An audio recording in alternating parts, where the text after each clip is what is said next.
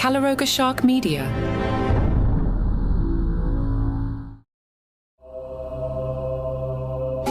Hello and welcome to Ghost. This episode is titled The Ghost of Room 413.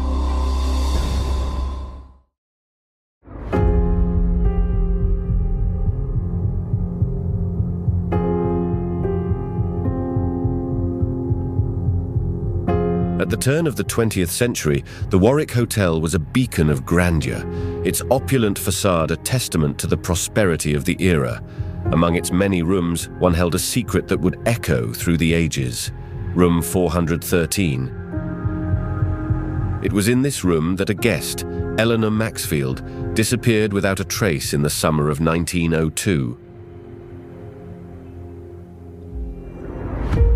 Her enigmatic vanishing became the subject of whispered conjectures and sensational headlines, only to fade into the annals of the hotel's storied past.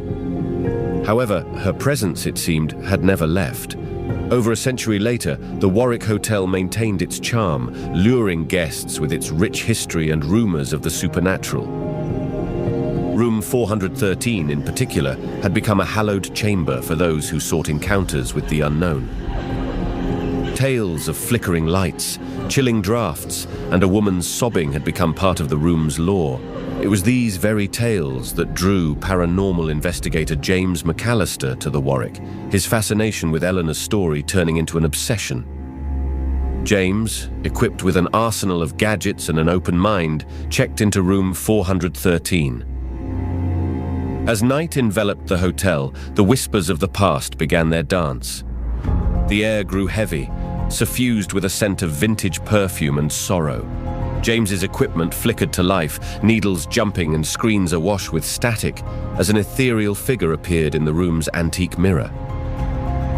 A woman, her attire from a bygone age, her eyes filled with silent pleas. The ghost of Eleanor Maxfield was once the daughter of a wealthy industrialist, her life seemingly one of privilege and ease. Yet beneath the surface lurked a tale of heartache and betrayal.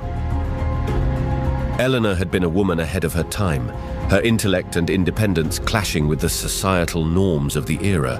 She had come to the Warwick to meet her clandestine lover, Henry Clayton, a journalist who shared her progressive ideals and promised her a future of freedom and love. Their tryst, however, was not to be their salvation, but their undoing. Henry, it transpired, was entangled in a web of deceit, indebted to unscrupulous men who coveted the wealth Eleanor stood to inherit. The plot was sinister, a staged disappearance, a ransom to be demanded, and a new identity for Henry in the distant reaches of the country. But love, or the cruel facsimile that Henry had feigned, had proven to be a wild card. In a twist of fate, Eleanor uncovered his treachery before the plot could unfold.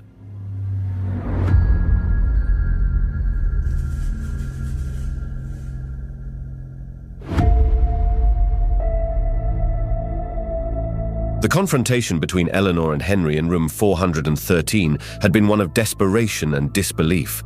Henry's duplicity, his sweet words now venomous lies, had driven Eleanor to the brink. In the ensuing struggle, a fire had sparked, igniting the room's draperies. In the chaos, Eleanor had sought escape, her dress catching flame, her screams piercing the night. Henry fled, leaving Eleanor to a tragic fate. A death shrouded in flames and enigma. Now, as James pieced together Eleanor's story, the hauntings intensified. The ghostly figure in the mirror reached out to him, her touch cold as the abyss, her voice a whisper carried on the draft that wound through the room. She implored James to unearth the truth, to expose the deceit that had led to her untimely death. Delving into old newspaper archives and hotel records, James uncovered the sordid details of Henry's life after Eleanor's demise. A man consumed by guilt, Henry had wandered aimlessly, his existence a tapestry of shadows and regret, until his own death in obscurity. Armed with the truth, James confronted the spectre of Eleanor with the revelations of her past. He spoke of Henry's fate, of the justice that time had meted out. As he recounted the tale, the room grew colder, the shadows deepening, as if the past itself was seeping into the present. In the climax of his investigation, James presented Eleanor's locket, recovered from the hotel's lost and found, where it had languished for decades, forgotten like its owner. He placed the locket in the center of the room, and as he did, the air shimmered, the fabric of reality thinning. Eleanor's apparition, her image flickering like a silent film, moved toward the locket. Her hand passed over it, and a light engulfed the room, a light of revelation and release. The fire that had claimed her, the flames that had been her anguish, now became her liberation. The room was bathed in a warm glow, the darkness retreating to the corners where it belonged.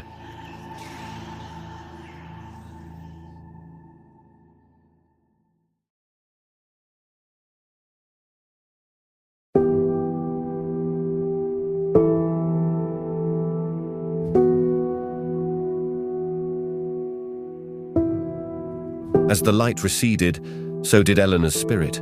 Her face, once marred by pain, now glowed with serenity.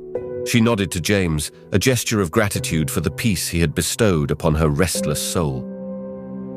With a final glance, she turned and stepped into the light, her form dissolving into a cascade of ethereal sparks that faded into the night. Room 413 fell silent. The haunting ceased, the air now clear of the perfume and sorrow that had once permeated it. The Warwick Hotel would continue to stand as a monument to the past, but the ghost of room 413 had found her solace. James packed away his equipment, his heart lighter, his mind at ease. He had come seeking ghosts and had found a story of love, betrayal, and redemption. As he checked out of the Warwick, he knew that Eleanor's story would remain with him, a poignant reminder that sometimes the spirits we encounter are not bound by malice, but by the need for their truths to be told. The ghost of room 413 would be no more, but the legend of Eleanor Maxfield would live on, a tale of a woman who, even in death, refused to be silenced. And in the annals of the Warwick Hotel, room 413 would forever be remembered not for the fear it inspired, but for the justice it had finally attained.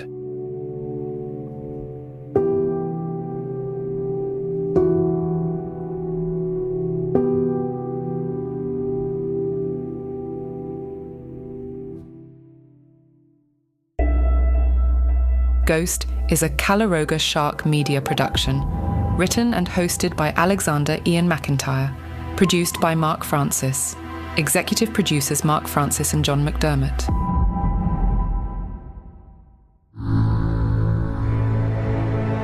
Calaroga Shark Media.